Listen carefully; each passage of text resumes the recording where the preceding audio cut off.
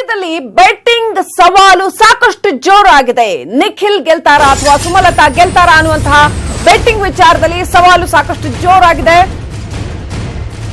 Betting ಸಾಕಷ್ಟು ಜೋರಾಗಿನೇ ನಡೀತಾ ಇದೆ. ಅದ್ರ ನಡುವೆ ನಿಖಿಲ್ ಗೆಲುವು ಪಕ್ಕ, ಯಾರು ಬೇಕಾದ್ರೂ ಬೆಟ್ ಕಟ್ಟಿ ಅಂತ ಜೆಡಿಎಸ್ ಶಾಸಕ ನಾರಾಯಣಗೌಡ ಬಹಿರಂಗ ಆಹ್ವಾನ ಇಟ್ಟಿದ್ದಾರೆ.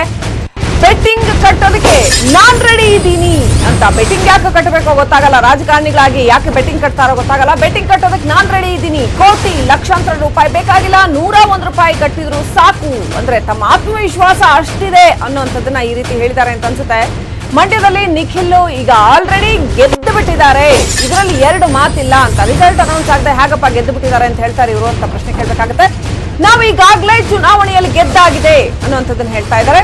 ಕೆಆರ್ ಪೇಟೆಯಲ್ಲಿ ಜೆಡಿಎಸ್ ಶಾಸಕ ನಾರಾಯಣಗೌಡ ಈ ಹೇಳಿಕೆ ಕೊಟ್ಟಿದ್ದಾರೆ.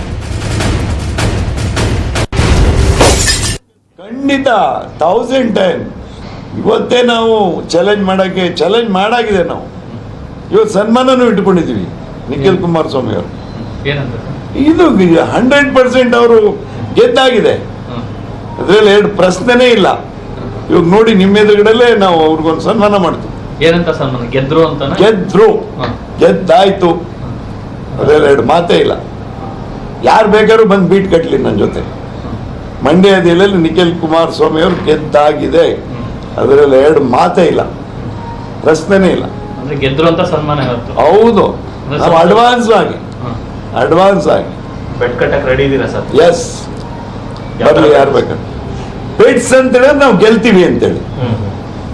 ಏನ್ ಕೋಟಾಂತರ ರೂಪಾಯಿ ಲಕ್ಷಾಂತರ ರೂಪಾಯಿ ಕಟ್ಬೇಕೇನಿಲ್ಲ. 101 ರೂಪಾಯಿ ಕಟ್ಟಿದ್ರಾಯ್ತು, 10 ರೂಪಾಯಿ ಕಟ್ಟಿದ್ರಾಯ್ತು, ನಾವು ಗೆಲ್ತೀವಿ.